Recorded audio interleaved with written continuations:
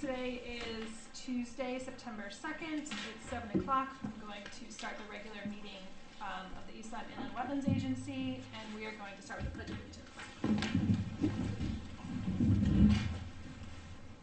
I pledge allegiance to the flag of the United States of America and to the republic for which it stands, one nation, under God, indivisible, with liberty and justice for all.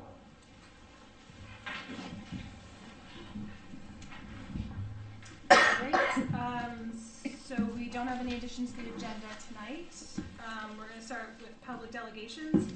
Public delegations is a time when members of the public are invited to speak to the commission about certain matters, issues or concerns related to approved wetland permits, and in-house proposals or general topics of discussion are open to comment. Agenda items, referrals, applications subject to a decision by the commission, a public hearing, or in litigation may not be discussed. The members of the commission will not directly answer questions or make comments during delegations. Anyone here? No. Okay. No public hearings today.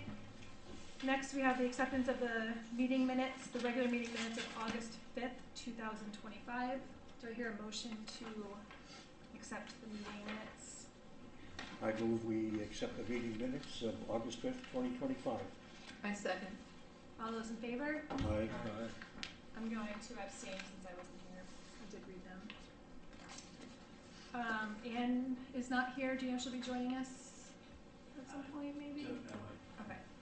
It is early. It's 7:02. We're flying through. Okay. No new business. So then moving on to pending applications, we have 49 Brainerd Road, the Roderick M. Cornish Revocable Trust, applicant and owner, application for a 2-lot subdivision and land zone RU 4020. Receipt of the application is August 5th, and we have 65 days to render the decision. Good evening. Good evening. What we have here is 49 Hudson Mine. I'm sorry, could you just introduce yourself? Oh, I'm so sorry. John Palmer, Marine, 191 Boston Post Road, here in East Lyme. Here for the applicant. So basically we have 49.3 acres at the end of Brainerd Road, and the applicant desires to slice off 1.6 acres to be conveyed to a relative. So there is a small wetlands area. This area here is in blue, is part of the special floodplain. It's an X zone, shaded X, which is basically a 500-year situation. And when we get down to actually what's going on here, everything is pretty much staying the same on the property except for this 1.6 acres that's going to be hopefully taken out. There is a little pocket of wetlands in the back. It was flagged by Richard Starsky and located by our company. We do have an email that came from Close talking about the use of a rain garden and grading of the driveway to the rain garden, then off to the rear is acceptable for stormwater management.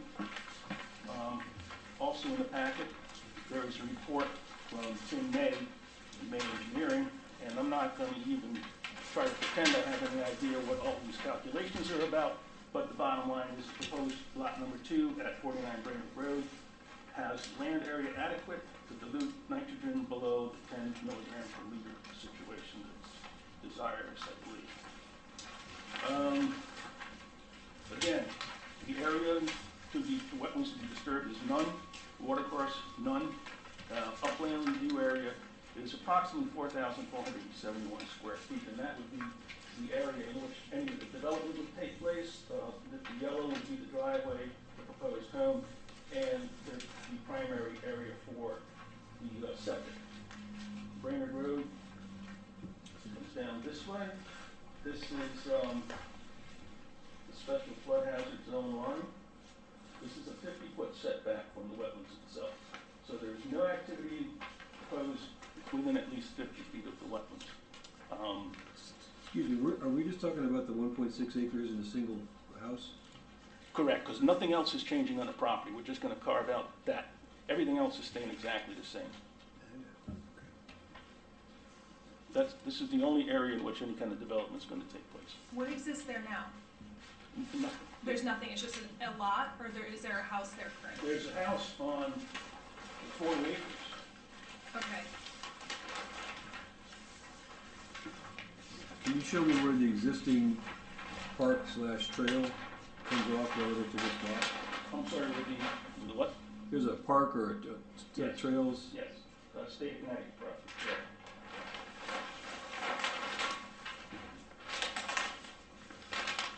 That's going to put the proposed lot to the north. There's a small parking area right just before the property line takes off. Okay. Zoomed in there where my cursor's at.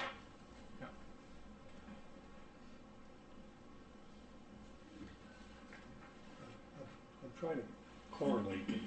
Would this be equivalent to sheet 3 of your handout? That's what this is, yes. Okay.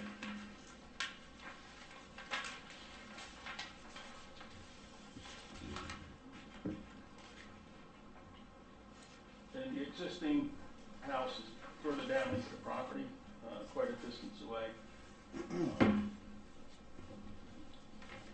Yes, the one on ours, it's all the way down here on the bottom, that's the existing, Correct. okay. We, And how do you access?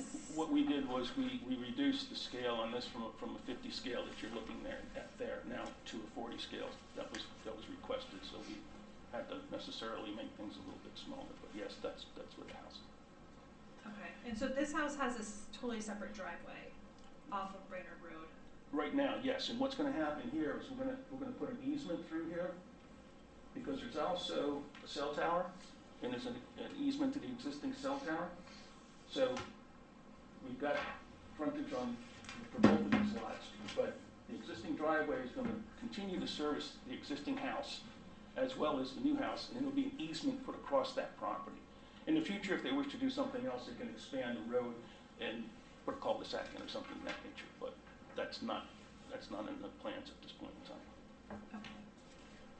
Can you, once again, and I was listening, but I didn't think I understood completely, point out the wetlands, the new house, okay, and the distance to the property of the new facility, the new house, to the wetlands? From the house to the wetlands is probably, well, it's Well, the property proposed house, right. This is the proposed house in yellow. yeah, And then the septic is closer. And the septic system is here as well. yeah. This green line is 50 feet from the wetlands. So the house itself is going to be over 100 feet from the wetlands. And how about the septic system? The septic system is going to be probably somewhere around 60 feet or so.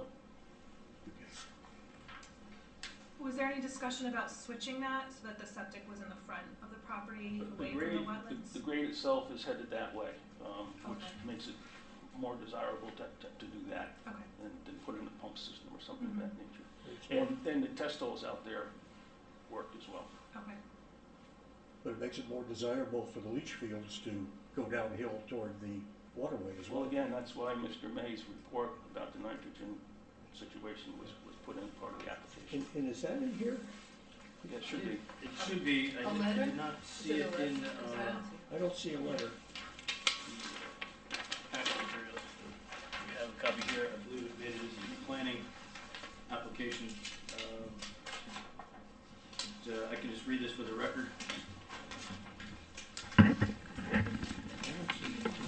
Okay. Yeah, I didn't see it in the packet, in my packet that I have. This is property located at 49 Brainerd Road, lot number 2, Nyack, Connecticut, regarding the engineering evaluation. This is by May Engineering LLC, Tim May, PE. May Engineering LLC was retained to perform an engineering calculation to estimate nitrogen loading and nitrogen dilution analysis for a 1.6 acre lot with a proposed 4-bedroom residential home. The residential home will have an on-site subsurface sanitary disposal system to determine how much land area in square feet is required to dilute the daily nitrogen concentration below 10 milligrams per liter. There are some assumptions here. 4-bedroom home, 600 gallons per day. Effluent nitrogen concentration after septic tank and leach field treatment is 24 milligrams per liter. Nitrogen concentration for 1 gallon equals 3.8 liters per gallon times 24 milligrams per liter equals 91.2 milligrams per day. Average daily rainfall in Connecticut is 0.10 to 0.14 inches per day. Seasonal use 0.12 inches per day or greater than 0.01 feet per day per square foot. X is the required volume to dilute the nitrogen daily loading. Required nitrogen concentration 10 milligrams per liter, and the estimated daily nitrogen loading is 91.2 milligrams per day. I can go through the whole calculation here. Based on the average Connecticut rainfall, 0.01 feet per day, assumes 35% stormwater infiltration, it uses a 0.0035 feet per day per square foot. At the end of the day, to dilute 600 gallons times 53.42 square feet, they need 32,057 square feet of required area.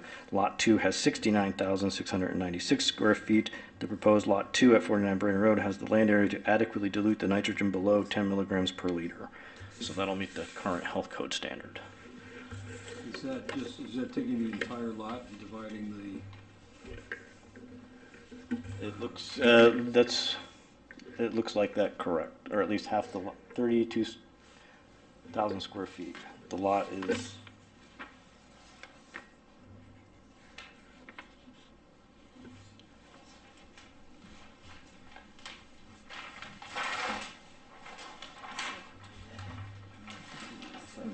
yeah, the proposed lot has 69,669 square feet. They need 32,000 to dilute it, so that's roughly half the lot. So I think it's a estimated calculation. Yeah.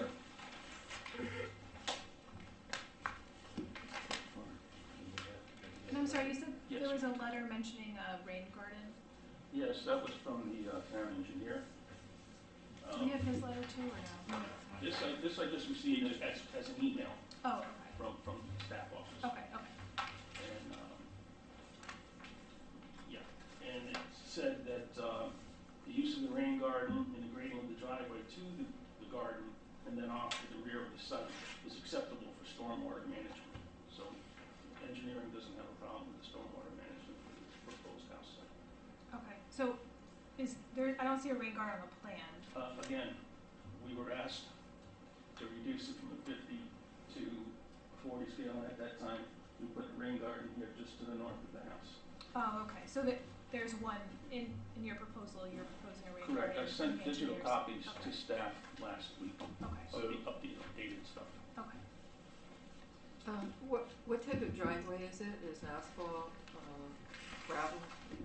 I don't know, we've been planning on putting in there, I would imagine it'd be a gravel drive. Could be existing gravel.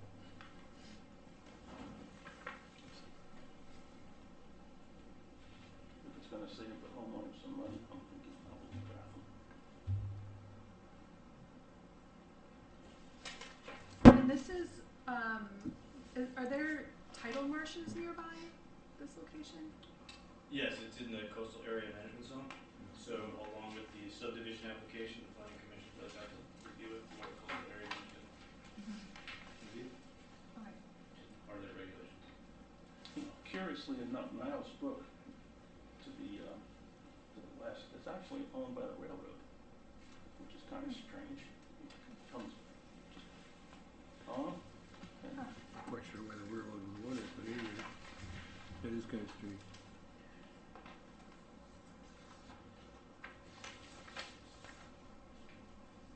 There was also, years and years ago, a small parcel cut out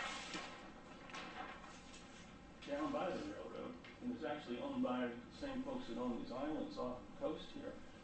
There is a nondescript easement across the property to get there, but it's so old and it's very difficult to read some of the old deeds, but and it's nondescript, it just says, there's an easement there. But, I mean, train station, I don't know. Yeah, huh.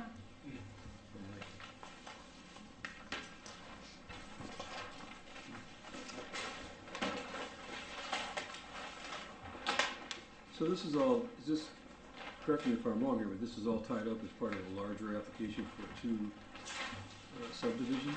So, no, it's a subdivision application for a two-lot subdivision. Your planning commission, Two lots. and so they have to submit to the wetlands simultaneously or prior.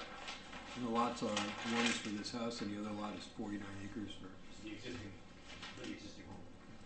It'll be a 49 acre remaining lot, correct? 49 minus 1.9, 1.6. so 47.8 or so. Change. Okay, so it's not like all of a sudden we're gonna get an application for 49 homes on 1 acre lots. I don't believe that's the intent. Under the current owner, yeah, nope.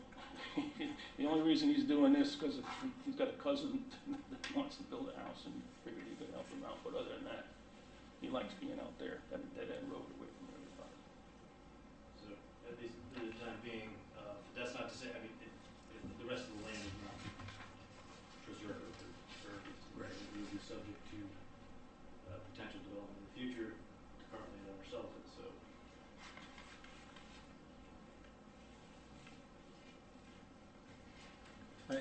Knowing that, and I understand where you're at now, but looking long term, I don't wanna set any precedents here that we're gonna end up being held to when the other 47.8 acres comes back for approval in 20 years.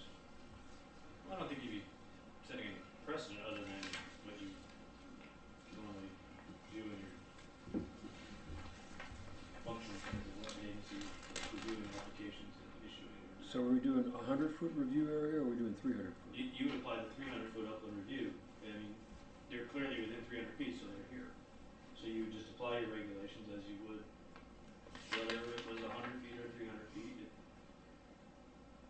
Because it's a single-family house, within that 50-foot limit of disturbance, felt as part of a subdivision, they've got. I suppose I could have issued the permit for this, but I did not feel comfortable necessarily doing that because it was a subdivision that requires commission approval.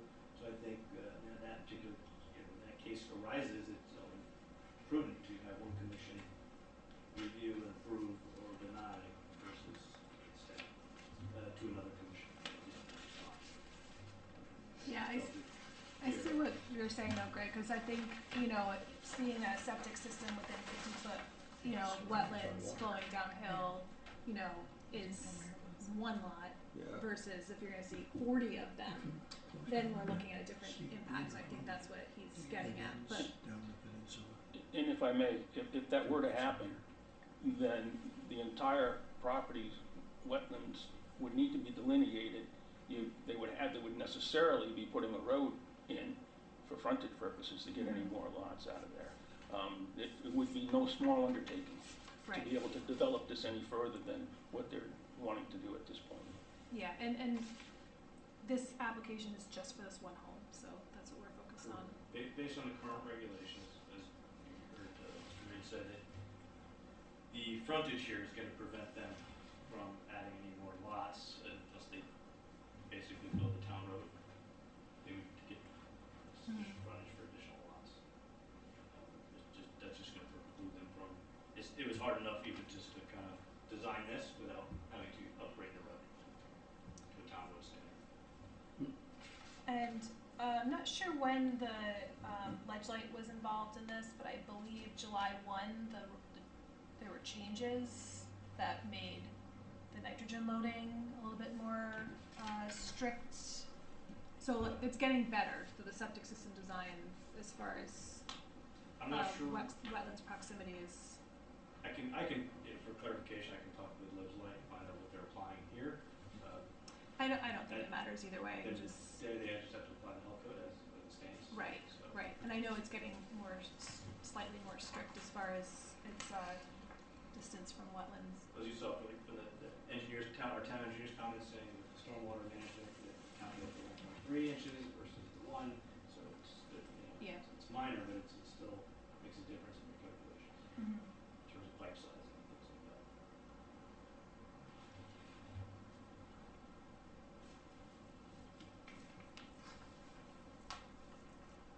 Do you guys have any other questions?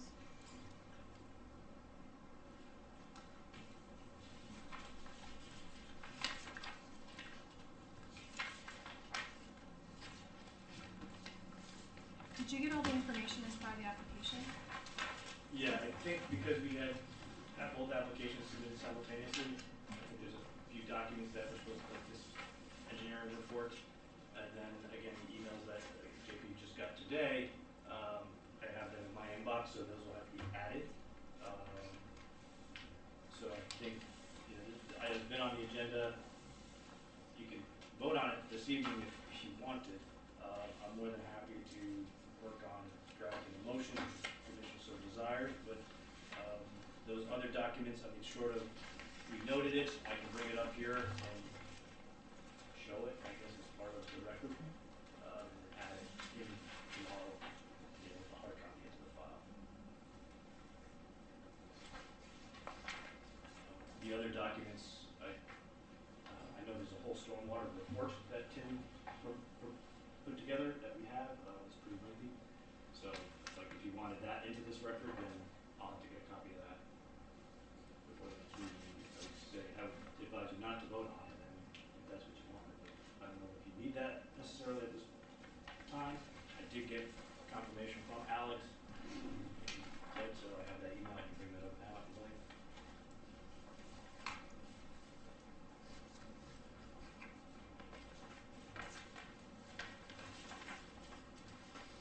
It's mildly concerning that the septic tanks in leach field are so close to the Nile River, whatever the river is back there, the one the railroad owns. And it looks like the location of the house and the driveway were just centered on the lot. I don't know if that was arbitrary or if that's necessary. Once again, as part of a subdivision approval, it has to be conceptually shown that this can happen. Now, if the property transfers and the new owner desires to move something somewhere, they're gonna have to get a building permit. They're gonna have to get site plan approval in order to do this. So they're gonna have to come back to the town. Because what I was getting at is it would seem to make more sense to me to move the house and the driveway a little bit north and put the septic system a little bit to the south, more in the middle of the lot. But I'm not an engineer, so I don't really know. I can see your point, understood. So we're just voting on whether to allow this subdivision. Exactly. And if, I mean, I guess you can put provisions in there saying that you're gonna have to get site plan approval. You're gonna site plan approval anyways, but you could always put a stipulation that wherever the primary or reserve is gonna go, it's not gonna get any closer than what you're looking at here. I don't know, can you do that? Yeah, they could condition an approval that the septic that's gonna be installed not encroach any closer than 50 feet. As I'm not even, proposed, so I would rather not put that in. I'm not comfortable with that. So, let's let them come back and see what kind of design they have and where they want to put the septic system. then I would recommend that as part of the condition of approval that you state that when the application comes back for the single-family house, it comes back before this commission versus just me. If that's what you want. Otherwise- Yeah, because typically if we approve this, then there's no need, they wouldn't come back to us. They'll come So we back, could- they'll apply for, I would have them apply for a residential Right. administrative permit Mm-hmm. for the construction of the house and the septic, all being in the upland, within 300 feet of the wetland. So that's just what I would do naturally. And I really have no reason to necessarily deny that once it's approved as a building lot. Just as long as they have proper ENS. From that perspective, it's already been reviewed. So without that condition, there's really no reason for me to deny a permit if you approve the subdivision application that's for subdivision. I think we need to have that as a condition. I think I'd really like to see the final plans before they Then you just go forward. Then condition that if you don't want to say the 50 Right. feet. Yeah. Okay. I'm okay with subdividing. I just want to see the final plan. Yeah. Yeah, agreed. So we're just looking at this as approving a building lot subdivision approval for a lot, We're building a lot. for building a lot. Yeah, because there's definitely plenty of space on this lot. You can move things a little bit further away. But this shows that this will work in this setup too, so, Correct. okay. It is conceptual. Right. That's what we Yeah. refer to it as. And that building may be able to move forward with the building setbacks and a number of things that they can consider. Yeah, or just move it off center. Just for posterity, here's the note from Alex's response. I was inquiring about, what was left, and JP and I were going back and forth, and he quotes that he recommends that they use 1.3 for their new standard in their calculations. So I believe Tim is going to just update the document. 1.3. I don't think that changes anything. That's for the septic system, that's not gonna change. No, anything. this is for stormwater runoff from the house Yeah, in the driveway, and so it doesn't Yeah. change anything. So, but I can add that to the file, hard copy. so we need to make a motion to approve the subdivision of this land into 2 lots with the stipulation that the final building plan come back before this committee. Second. I move that, Do you want to state it as a motion? yes, please, I move that we approve this 2-lot subdivision with the stipulation that the final building plans come back before, on lot 1 at least, No, Lot two. lot 2, sorry, come back before this committee for approval.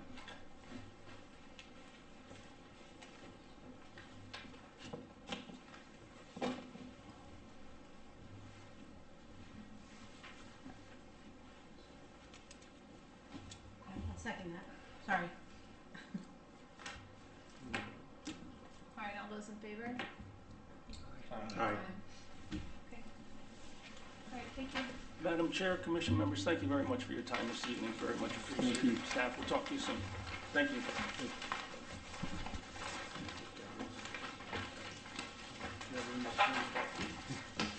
Okay, so next would be old business, the inland wetland watercourse regulations. It's been old business for a long Yeah, it time. would be old business. I'm still working on those, and I don't know if you have not heard, There's been some changes with our legal counsel. so I'm not sure that it creates any interruption there. I believe we still have the same members, they've just been bought out by another firm, they merged with, Well, does that propose some potential conflicts? Is that why? I have no idea, but I don't think it Legal does. I perspective. would imagine they research all of that, so I just have not reached out to Kim, since last month and, to follow up with him on. so it's the same team, just a different. I believe so. Okay. So, I haven't heard anything different from the first side. So I just found out today that they were Be a different letterhead. changing letterhead, yes. So, Okay. but as I said, yes, those are waiting, but I think we're close to moving forward. I will consult with Tim, and I think he's good with the changes, and we'll just keep plugging forward. I don't know, we have to hold a public hearing if we're gonna make changes, so I can contact you between now, I think next month, and things are in order. We could theoretically schedule it for next month. That'd be good. Okay. Unless you want to bring it to another public forum before you schedule a public hearing, then we can do that too. No, I think public hearing would be fine. We have our discussions as needed, if needed. Okay. So chairman's report, I guess I just have a question. So as development happens, if it impacts your property, what, or say it impacts town property, what repercussions are there for Well, I guess if they're encroaching or not necessarily encroaching? if they're trespassing, I don't think No, it's if the so if they're doing some, so say there's a building lot next to wetlands, but the wetlands isn't on their property, it's on your property. And the building, they took a bunch of trees down, and now all of a sudden the wetlands on your property are dried up.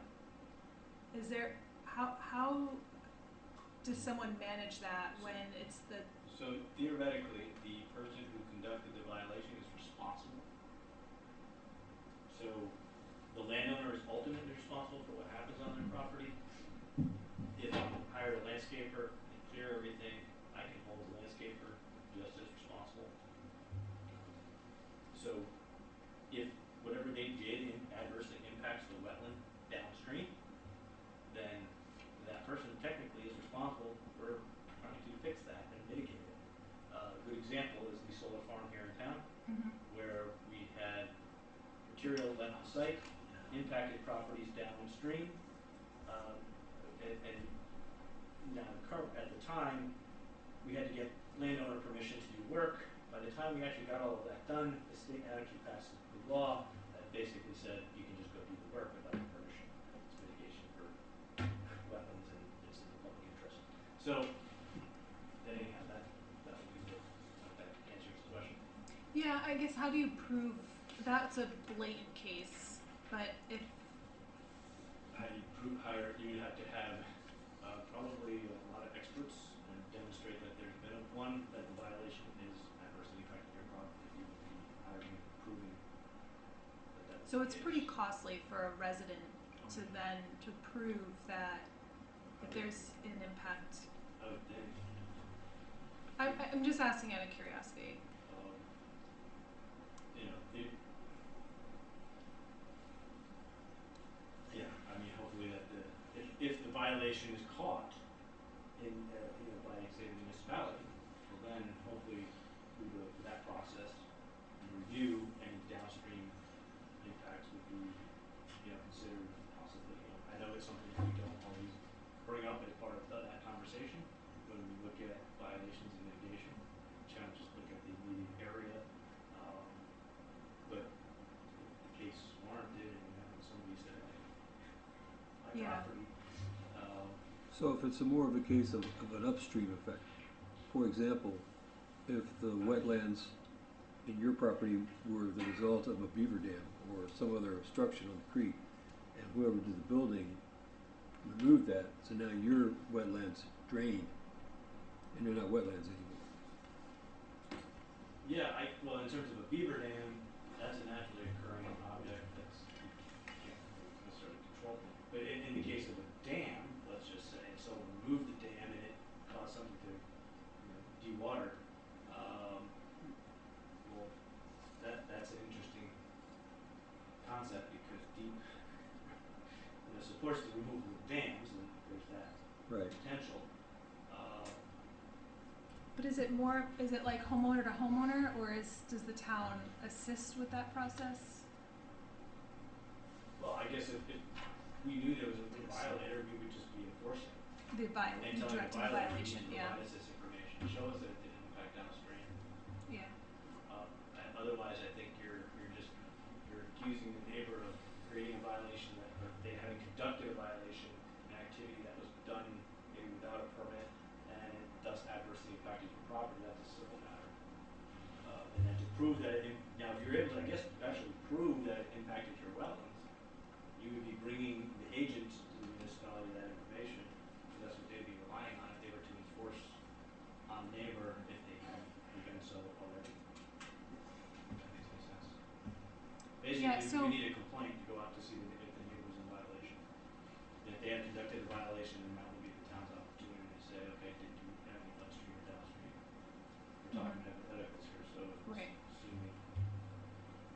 Yeah, well, for example, there's a property in town was on our cease and desist for violation list for a while, and they clear cutted a lot of their property, and there's a little stream flowing through it.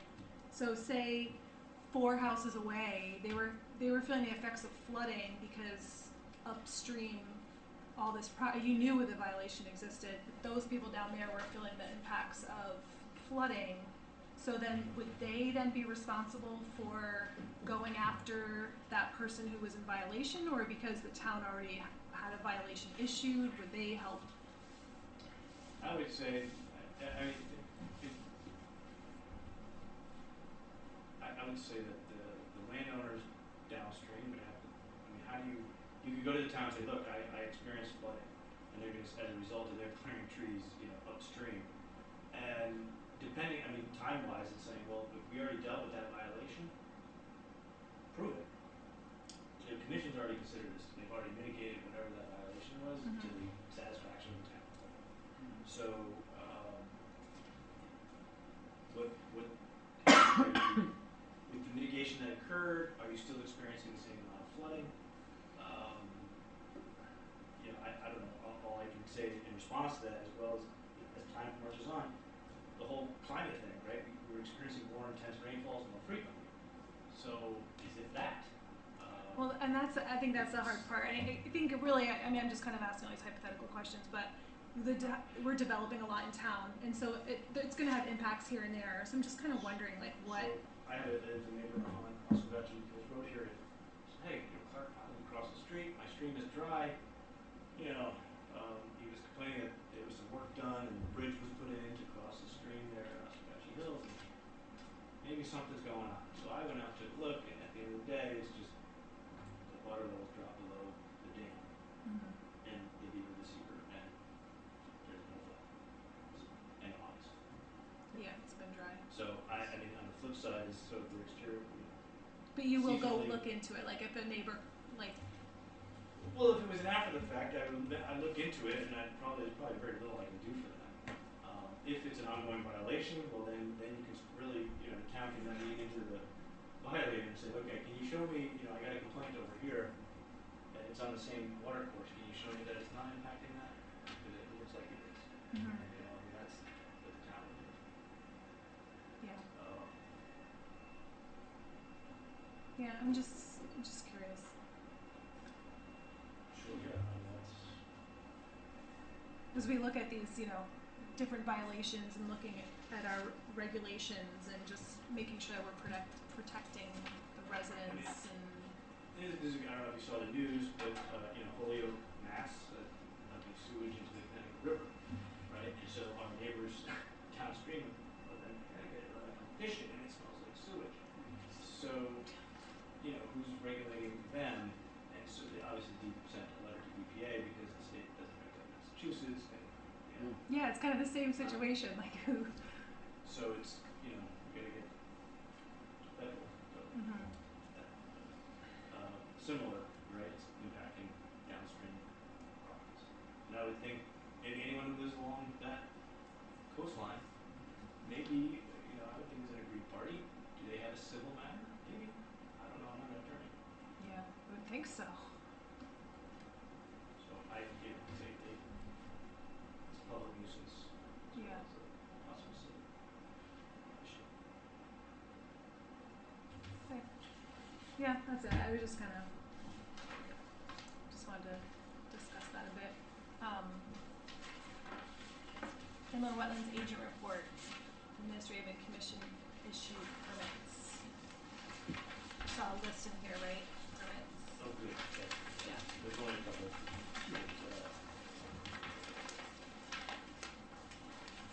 Twin Valley, as you know, is the subdivision, so those are issuing those permits as necessary. Just about every lot there required one.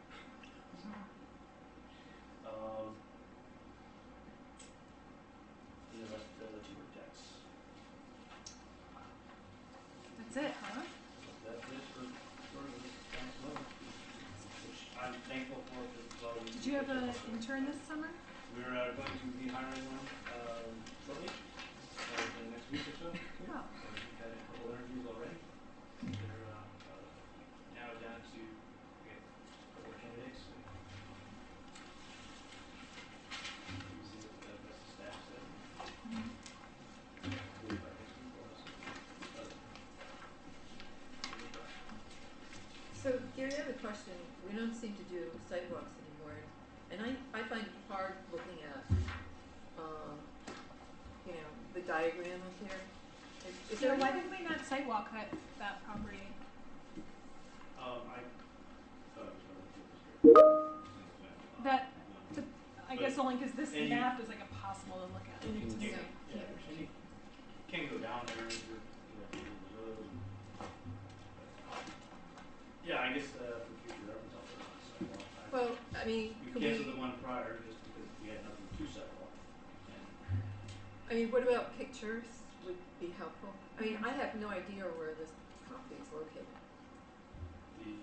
The Yeah, I did look it up on my phone. Yeah, End of me too. Brainerd Road, literally to the very end. So It's on the next. it's down by, It's like in between Black Point and Giant's Neck, like, yeah. that's what Okay. it, on the map. Alright, that's a good It explanation. really is a sensitive area though. Oh, yeah. Yeah. Right in the sweet spot. So Yeah, like it's- coastal management. No, and I Right. kayak through there. It's Oh. actually also like known for silver sides, which breed there, and it's actually Nature Conservancy owns a bunch of land as well. This locust map here is helpful, but you can see Old Black Point Road, and then here's the bay, lots of islands out here, and his site's on the other side of the tracks. Here, Brainerd Road, you can see it come down, so you don't actually see it. It's right off of Fairhaven. Yeah, it butts up on the backside of Giant's Neck.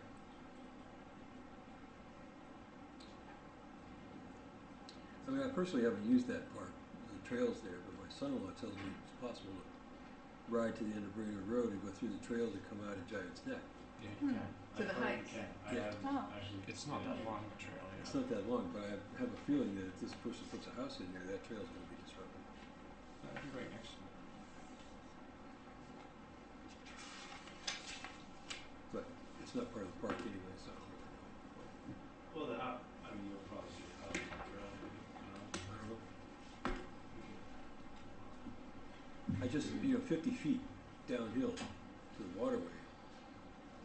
It's just, when you don't have to, Yeah. is interesting.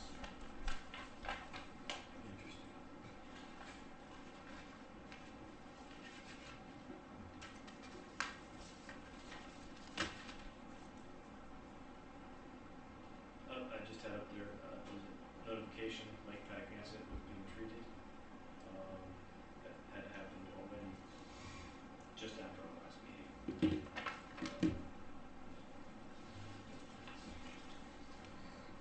Treated for what? Treated for the anaerobic layer or treated for? I believe, vegetation. Yep. On the, at the last meeting that I missed, there was discussion about the Boston Post Road. There's is that right across from, the Rustic? They're putting in a parking lot. Yeah, that water, are they gonna treat that water? It is completely full of lily pads. Could they do fountains or something in there? I can pursue that with the town engineer. And- Just curious, The first they're one. doing a parking lot, cause there's a trailhead there. Correct, and there's a bunch of open space that can be, Yeah, okay, and it does back up against the military reservation, but, Right. They seem to be okay with, what we're doing, so, is it town-owned property? yes. Oh, okay, So the town would have to treat the pond and oh, all of that, so, it's a whole management issue, but that's certainly, something we can look at as we grow. yeah, I mean, it's a nice area, there are lots of trails back there, but the water is, you can't even see the water, it's just completely full of, Covered, it's a very shallow pond, Yeah. I understand, not very it's deep. gotta be, yeah. So I don't know what the fish habitats look. So, I don't know. I don't think there's. I'll have to look and scour our doc see if there's any ERT information on it. I don't know the history behind it. How Cal acquired it. Mm-hmm. And that wouldn't be something for a dam removal because there is a dam right there. Well, there's the town. I do know used to make dam repairs. And that's something we're trying to figure out. How we do that. Also good. Yeah, it'd be nice to pretty that area up a little bit if you're, We have several dams in town that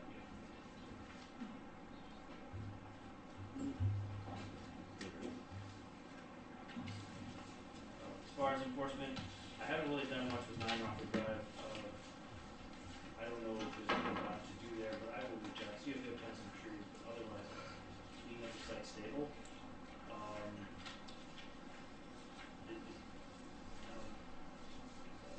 Again, it was clearing of trees on adjacent someone else's parcel. So I still like to hold a judgment job, and if we're clearing them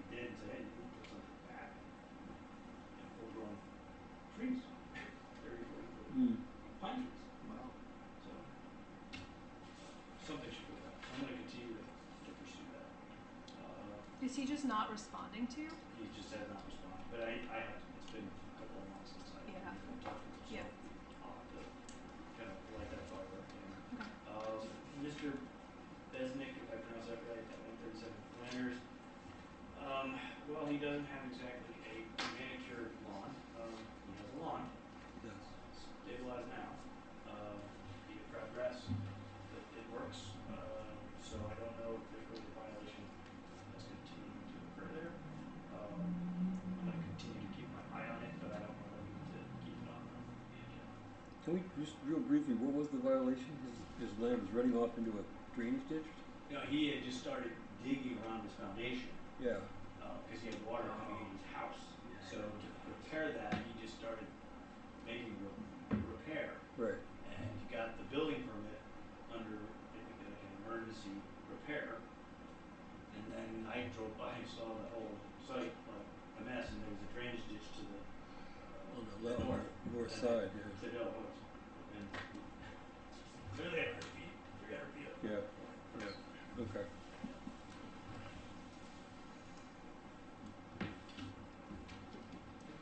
That's, 249 Old Black Point Road. We do have information on that. Don Fortunato had gone out to take a look, and they came up with a plan. I'm sorry, it's not on the packet.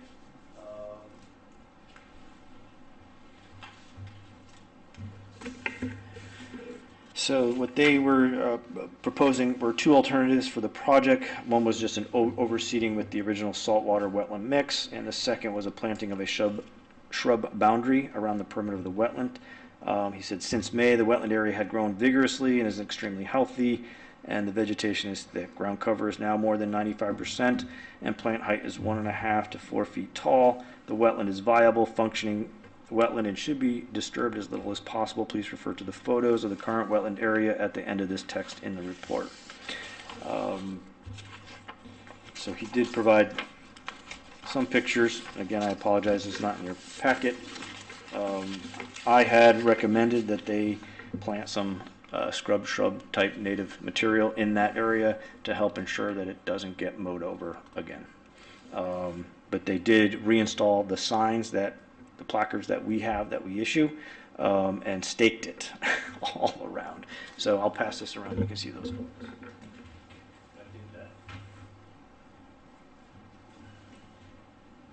I think where we are, we'll resolve the matter, and I think it's just a matter of getting a few shrubs, I think, installed that would clearly delineate it as a wetland. Not that the signs don't clearly delineate that as well.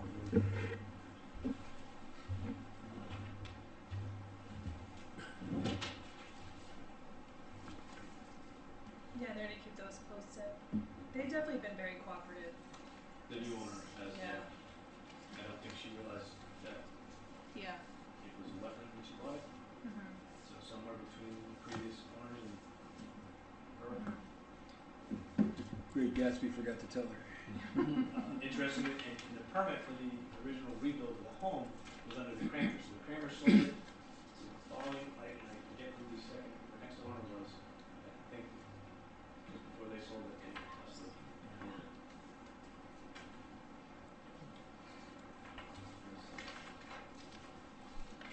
Yeah, I think you could take them off.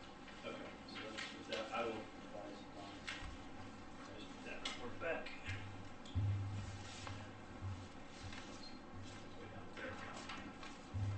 That's all I have. They also have anything they wanna discuss? Otherwise, Yeah.